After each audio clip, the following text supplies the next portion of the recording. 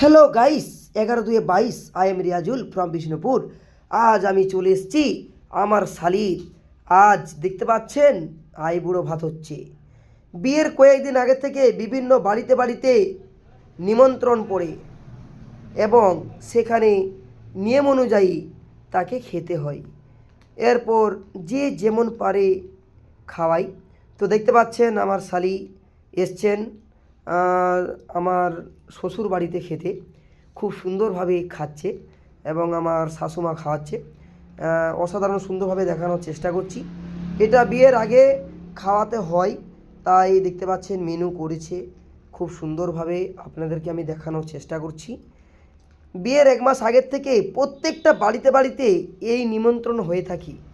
এই রকম রীতিনীতি আপনাদের ওখানে আছে কি না একটু অবশ্যই আমাকে জানাবেন।